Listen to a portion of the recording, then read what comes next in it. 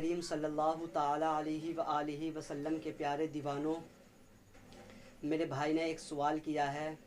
خیر کمنٹ میں تو اس نے نہیں کیا ہے، لیکن ان کا سوال یہ ہے کیا حضرت محرم الحرام شریف کے مہینے میں مچھلی بنا سکتے ہیں، یعنی مچھلی پکا سکتے ہیں یا نہیں پکا سکتے ہیں.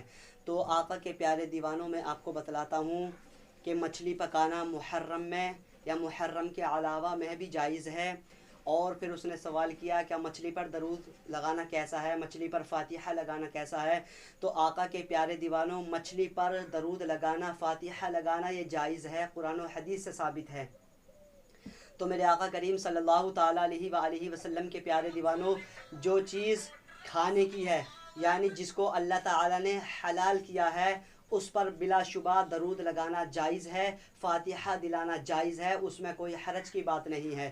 لیکن آج کچھ انسان جہالت کی بنیاد پر، لا علم کی بنیاد پر ایسا بولتے ہیں، لا علم کی بنیاد پر ایسا کہتے ہیں کہ ہمارے بڑے بوڑھوں سے یہ چلتا ہوا آ رہا ہے کہ مچھلی پر درود نہیں لگتی ہے. تو آقا کے پیارے دیوانوں، ایسا بالکل بھی نہیں ہے. یعنی جو چیز اللہ نے حلال کی ہے اس پر درود لگانا بلا شبہ جائز ہے. اگر مچھلی حرام ہوتی پھر تو اس کو پکانا بھی حرام ہوتا، اس پر فاتحہ دلانا بھی حرام ہوتا. تو آقا کے پیارے دیوانوں، اس کی شریعت میں کوئی اصل نہیں ہے، بلکہ اصل یہی ہے کہ مچھلی پر فاتحہ دلانا بھی جائز ہے، چاہے وہ محرم الحرام شریف کا مہینہ ہو یا محرم الحرام کے علاوہ کا مہینہ ہو. تو آقا کے پیارے دیوانوں، مچھلی پر درود لگانا جائز ہے، اس کو کھانا بھی جائز ہے. اور اس سے فائدہ یہ ہوتا ہے کہ جو آنکھوں کی روشنی ہے، جو آنکھوں کی روشنی ہوتی ہے وہ بہت زیادہ تیز ہو جاتی ہے. تو آقا کے پیارے دیوانوں، آپ حضرات اس بات کو سمجھیں کہ مچھلی پکانا بھی جائز ہے اور مچھلی پر فاتحہ دلانا بھی جائز ہے. اسی طریقے سے انڈے پکانا بھی جائز ہے اور انڈوں پر فاتحہ دلانا بھی جائز ہے،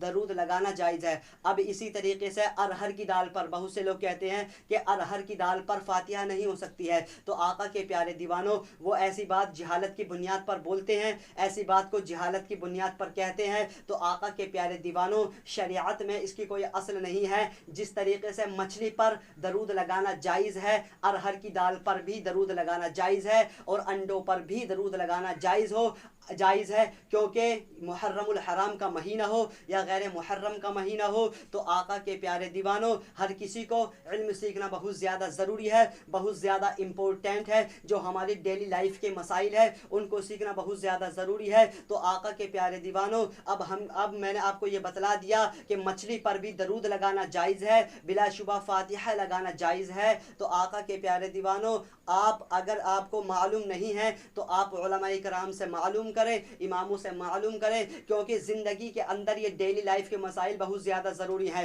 تو آقا کے پیارے دیوانوں، یہ محرم الحرام شریف کا مہینہ چل رہا ہے، بہت ہی عظمتوں والا مہینہ چل رہا ہے، بہت ہی برکتوں والا مہینہ چل رہا ہے. تو آقا کے پیارے دیوانوں، لاسٹ بات کہتا ہوں اور رخصت ہوتا ہوں.